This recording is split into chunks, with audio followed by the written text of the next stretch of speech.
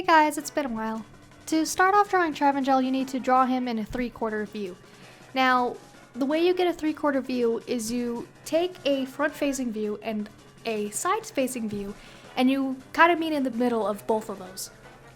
Almost everything is going to be facing sort of upwards, and everything also is in sort of triangular shapes, especially in the arms, the hands, arguably the legs and the feet. The end of the grenade launcher is going to be roughly the size of his, right hand, and the 3 barrels are going to be in the space between both of his hands. Now the hat's going to be slightly bigger than his head, and the bill is going to jut out from his eyebrow and wrap around to his ear. There are 2 sides to every beard. There are going to be hairs that splay out, and there are going to be some hairs that clump together. On the hairs that clump together, you draw lines from the bottom and from the top, almost as if they're going to converge, but they never meet. Despite his armor being metal, it curves into his body instead of being rigid. Folds in clothes are kind of hard to get, but they only occur when either there's slack or there's a bend, such as an elbow or a knee. As I said before, everything points upwards, from the bill of his hat, to his hands, to the gun, even to the pouches on his side. Just everything points upwards. When drawing the back foot, keep in mind that it's, in the back. It's going to be a little bit smaller than the front foot. And also, don't draw the front foot yet. The first time I did, I really screwed it up. It's going to be a little bit further away than how I did it before. When drawing the feet, keep in mind that everything's going to be curved instead of straight. The front foot looks like it should be straight, but it's actually on a curve. And this is because if you take your toes and you lift them up, it is going to create a curve, which, by the way, is pointing upwards. Speaking of toes, they're going to protrude out only a little bit out of the boot. The heel of the foot is basically a triangle. Unlike the other classes I've done, Travingel's ankle is shown, so keep in mind that is not fabric or a boot, it is in fact skin.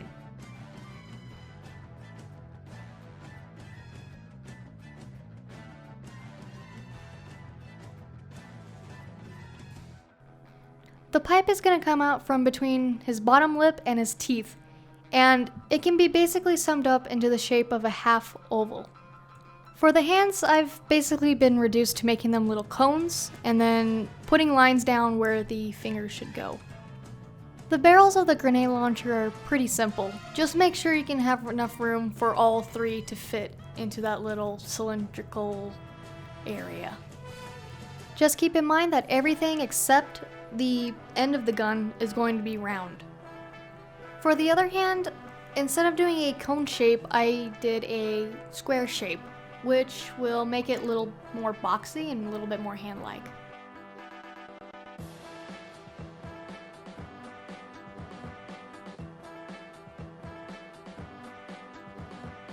To draw smoke, all you have to do is draw wavy, intersecting lines.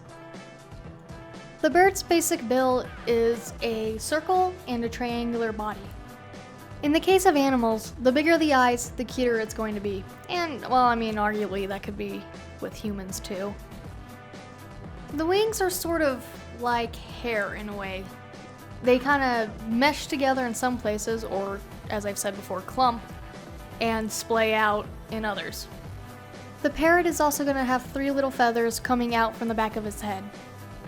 Whether you're going to do a dark outline in the end or not, it is important that before you color, assuming you're coloring with Copics, that you make the pen outline as light as possible. Otherwise, when you color, it's going to smear everywhere. Seeing how inking is pretty much self-explanatory, I thought I'd take this opportunity to talk about something that's kind of been on my mind.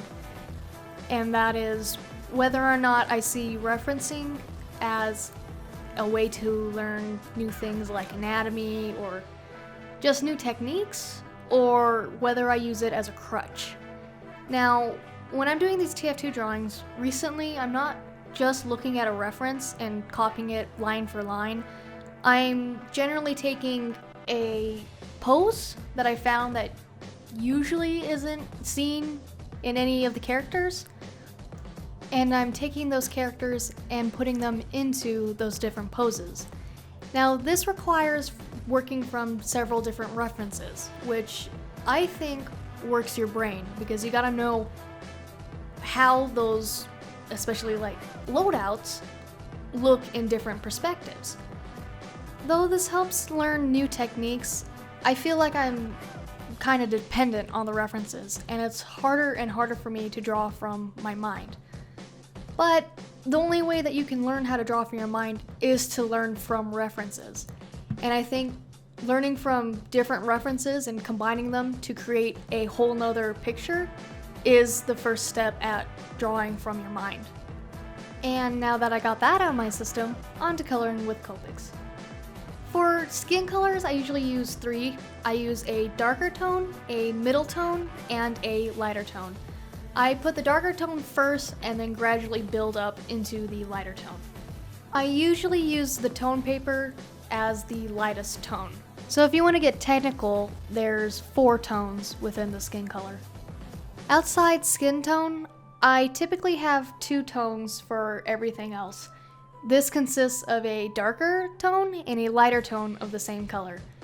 This is prevalent in the clothing, where I have a dark red, and I don't really have a lighter red, so I went with a sort of an orange color to create the lighter tone. Alright guys, that's all for this video. Thanks for watching, and subscribe for more.